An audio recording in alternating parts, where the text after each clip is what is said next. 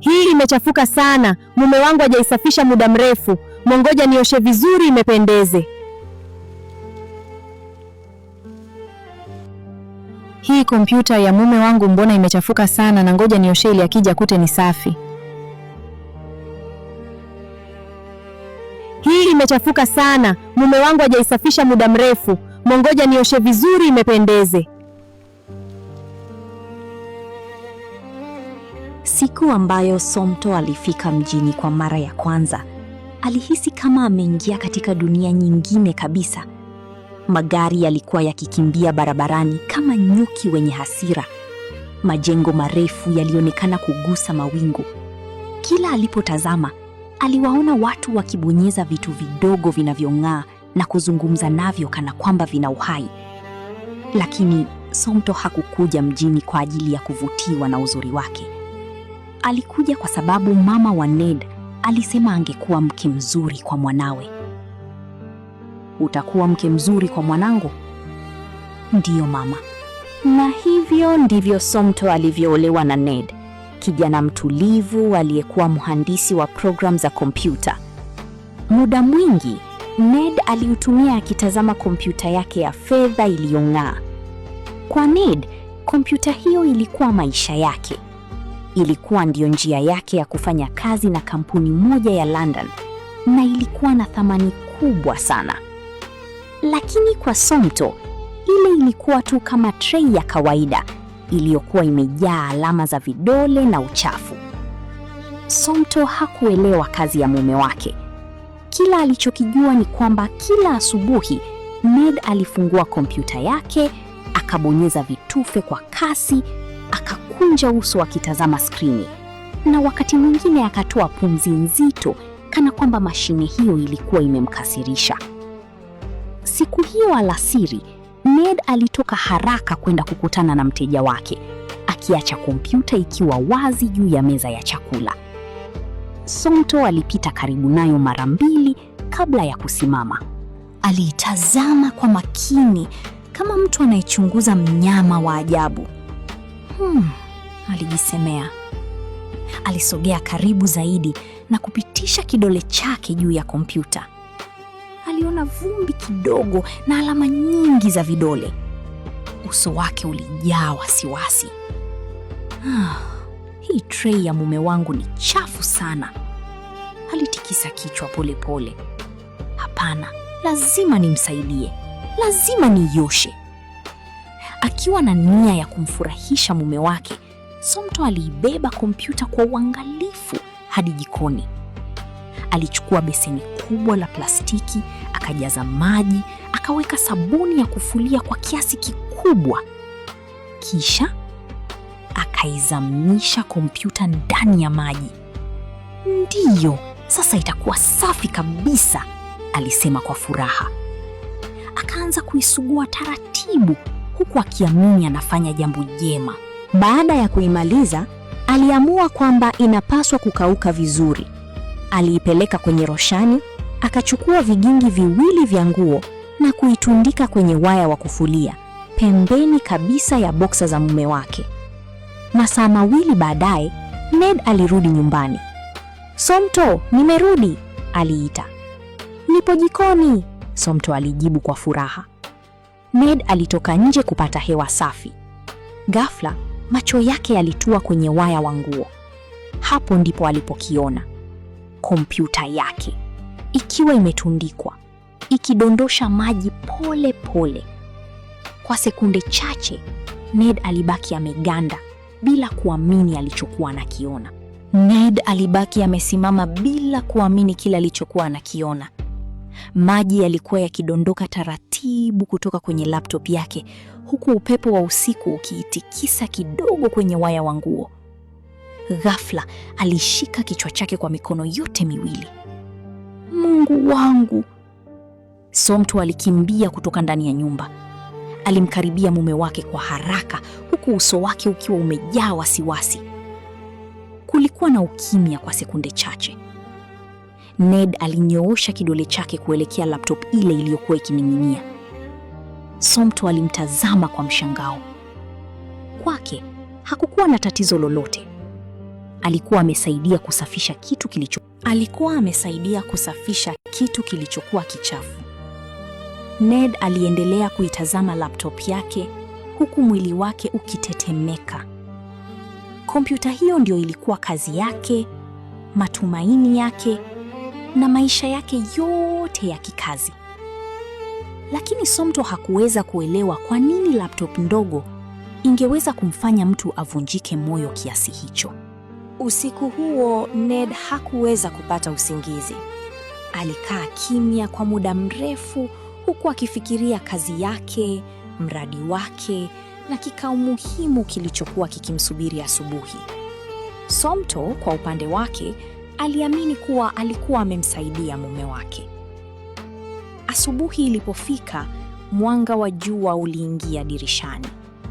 Ned alikuwa na kikao muhimu sana na wakubwa wake wa kazi kutoka London. Kwa bahati nzuri, alikuwa na laptop nyingine aliyotumia kwa dharura. Kabla ya kikao kuanza, alimketisha Somto na kumweleza kwa makini sana. Alimtaka asiguse kifaa chochote cha umeme, asijaribu kusafisha chochote, asigusie vitu vyenye waya wala vilivyounganishwa na umeme. Somto alisikiliza kwa heshima kubwa. Alitikisa kichwa chake na kuonesha kuwa ameelewa. Dakika chache baadaye, kikao cha mtandaoni kilianza. Skrini ya laptop iliwaka. Uso wa mtu mweupe ulionekana kwenye kioo cha kompyuta. Somto alisimama pembeni na kuutazama ule uso kwa mshangao mkubwa.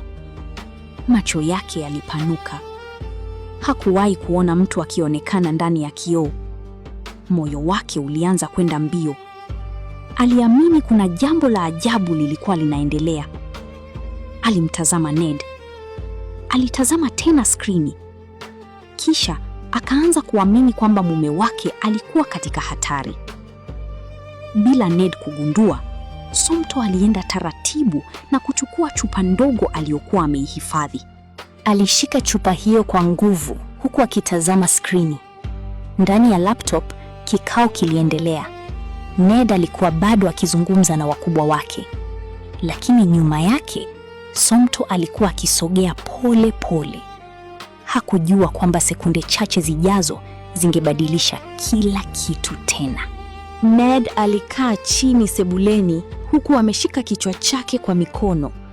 Laptop aliyokuwa akitumia kwa kikao ilianza kutoa sauti za ajabu na harufu ya vifaa vilivyoungua. Uso wa bosi wake aliyekuwa kwenye skrini ulipotea taratibu kabla ya skrini kuzima kabisa. Ned alimtazama Somto kwa huzuni kubwa. Alijaribu kumweleza kwamba maisha yake yote, kazi yake na kipato chake vilitegemea kompyuta hizo. Lakini Somto bado aliamini kuwa alikuwa amemsaidia.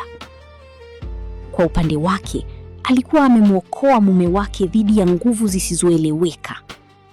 Aliona kuwa mtu aliyekuwa kwenye skrini alikuwa na nia mbaya. Baada ya muda, Somto alimwambia Ned aende kuoga ili apunguze mawazo. Ned alielekea bafuni akiamini kwamba angepata utulivu. Lakini alipofungua mlango wa bafu, alisimama ghafla. Ndani ya beseni la kuogea kulikuwa na mbuzi aliyefungwa. Mbuzi huyu alikuwa akitafuna sifongo la kuogea huku akizunguka ndani ya bafu. Somto alikimbia huku akiwa na furaha. Alimweleza kwamba alikuwa amenunua mbuzi huyo kama zawadi ya kumbukumbu ya mwezi mmoja wa ndoa yao. Ned hakuelewa jinsi mbuzi angeweza kuwekwa ndani ya bafu. Hasira na uchovu vilianza kumshinda. Alichukua simu yake na kumpigia mama yake. Alimweleza kila kitu kilichokuwa kimetokea. Mama yake alimsikiliza kwa utulivu. Badala ya kumlaumu Somto, alimwambia awe mvumilivu. Alimweleza kwamba Somto alikuwa bado anajifunza maisha ya mjini. Ned alipokuwa bado anashangaa maneno ya mama yake, ghafla mlango wa nyumba ulianza kugongwa kwa nguvu. Alienda kuangalia ni nani. Alipofungua mlango, alibaki amesimama kimya. Mbele yake alisimama Cynthia, mwanamke aliyewahi kuwa mpenzi wake zamani. Alikuwa amerudi tena, na hapo ndipo matatizo mapya yalipoanza. Ned amekonda sana. Wewe mwanamke, naona huwezi kabisa kumtunza huyu mwanaume, na kama huwezi kumtunza tuache sisi. Unasema nini? Mimi siwezi kumtunza? Unasemaje mimi nimeshindwa kumtunza mume wangu? Macho yangu yanauma sana. Hujui chochote kuhusu ndoa. Tafahari inaniuma. Acha Somto, unamuumiza. Cynthia alimtazama Ned kwa tabasamu la kujiamini. Alimsogelea kidogo na kusema kuwa Ned alikuwa amekonda sana na alihitaji mwanamke wa kweli wa kumtunza. Kisha akamtazama Somto kwa dharau. Somto hakufurahia maneno hayo. Alimuuliza Cynthia yeye ni nani na kwa nini alikuwa ndani ya nyumba ya mume wake. Lakini Cynthia hakujali. Alimuamuru Somto amletee maji baridi. Somto alikasirika. Alisema kuwa katika kijiji chao, mnyama anaivamia nyumba bila kualikwa hapokelewi kwa maji. Maneno hayo yalimkasirisha Cynthia. Alimtaka Ned amnyamazishe Somto kabla hajampiga. Lakini Somto alikuwa tayari amechukua pilipili. Ghafla Cynthia alianza kupiga kelele. Alishika macho yake huku akiomba msaada. Ned alishtuka sana. Alimwambia Somto kuwa huwezi kuwarushia watu pilipili, lakini Somto alisisitiza kuwa alikuwa analinda nyumba yake na ndoa yake. Baada ya Cynthia kuondoka, Ned alimshukuru Somto. Alikiri kuwa Cynthia hakurudi kwa sababu ya mapenzi, alirudi kwa sababu ya pesa. Somto alimwambia kuwa alilazimika kumfukuza mwanamke huyo. Wakiwa bado wanazungumza, simu ya Ned iliita. Ilikuwa ni bosi wake. Bosi alimweleza kuhusu kazi iliyochelewa, mafaili yaliyoharibika na matatizo yaliyotokea kwenye kikao. Alimwambia Ned ajiandae kwa mazungumzo muhimu siku ya Jumatatu. Ned alihisi moyo wake ukizama. Somto alimtazama kwa wasiwasi. Ned alikaa mezani akiwa ameiweka simu yake mbele yake. Alikuwa akitazama saa zikisogea kuelekea saa 3 asubuhi. Hakuwa amelala vizuri usiku mzima. Somto, ambaye aliona kuna kitu hakikuwa sawa, aliamka mapema na kuandaa pap pamoja na akara. Aliweka chakula mbele ya Ned kwa upole. Mume wangu, hukulala usiku jana? Niko sawa. Akara inapoa. Nimesema niko sawa, Somto.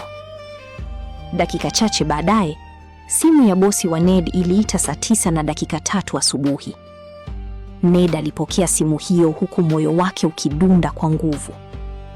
Mazungumzo yalidumu kwa dakika 7 tu. Baada ya simu kukatika, Ned aliweka simu mezani pole pole sana na kutoa pumzi ndefu ya huzuni. Wamesemaje? Somto aliuliza. Wamenifukuza kazi. Kuondoka? Kwenda wapi? Ina maana sina kazi tena. Sina kipato. Sina chochote, Somto. Kwa mara ya kwanza, Somto alikosa la kusema. Wiki zilizofuata zilikuwa ngumu sana. Ned aliomba kazi katika makampuni mengi. Baadhi hawakujibu kabisa na wengine walituma barua za kukataa maombi yake. Baadaye, bili za umeme zilifika. Kisha ujumbe wa kodi ya nyumba. Halafu mwenye nyumba alianza kumpigia simu. Msongo wa mawazo ulianza kumbadilisha Ned. Siku moja, Somto alipika supu ya samaki na kuipeleka mezani. Hii ni nini mume wangu? Nimekupikia supu ya samaki. Ina chumvi nyingi. Lakini hata hujaionja. Unanijibu? Hapana mume wangu, samahani. Ondoka. Somto alinyamaza. Baada ya muda, alisema kwa sauti ya upole. Mume wangu, nimekuwa nikifikiria. Turudi kijijini. Ardhi ipo, chakula kipo, hatutalala njaa. Ned alimwangalia kwa muda. Unataka turudi kijijini? Nataka tuache kuteseka hapa mjini. Kulikuwa na ukimya mfupi. Kisha Ned alisema kwa sauti ya chini, anza kufunga mizigo. Baada ya safari ndefu, basi lilisimama kijijini. Somto alishuka kwanza na kuvuta pumzi ndefu kana kwamba alikuwa amerudi nyumbani baada ya miaka mingi. Ned alishuka nyuma yake akiwa amechoka na kutokwa na jasho. Karibu kwenye ulimwengu wangu, Somto alisema. Mama yake Somto alimkumbatia kwa furaha. Binti yangu amerudi. Kisha akamtazama Ned kuanzia juu hadi chini. Huyu ndiye mume? Asubuhi iliyofuata ilikuwa ngumu sana kwa Ned. Saa 11 alfajiri, jogoo alianza kuwika. Somto tayari alikuwa amevaa nguo za kazi na kushika ndoo. Ned alimfuata kwa shida kuelekea mtoni. Alipofika mtoni, Somto alijaza ndoo yake kwa urahisi, lakini Ned alijaribu na kushindwa. Alimwaga maji, viatu vyake vikachafuka na mgongo wake ukaanza kuuma. Walipofika shambani, hali ikawa mbaya zaidi. Ned alishika jembe kama mtu ambaye hajawahi kuliona. Wanawake wa kijijini walimwangalia na kucheka kwa siri. Lakini Somto hakumcheka. Alimkaribia kwa upole. Alichukua jembe, akamwonyesha namna ya kulishika na jinsi ya kulima. Baada ya muda, Ned alisema, Somto, uliwezaje kuishi Lagos bila kulalamika? Somto akatabasamu. Nilikuwa nalalamika moyoni kila siku. Lakini ulikuwa mume wangu. Ulimwengu wako ulipaswa kuwa ulimwengu wangu. Ned alinyamaza kwa muda. Kisha akasema, sasa ninaelewa. Asante mke wangu. Jioni ilipofika, walikaa nje ya nyumba chini ya anga lililojaa nyota. Kwa mara ya kwanza baada ya muda mrefu, Ned alikuwa na amani moyoni. Aligundua kuwa hakupoteza kitu muhimu. Badala yake, alikuwa amekipata.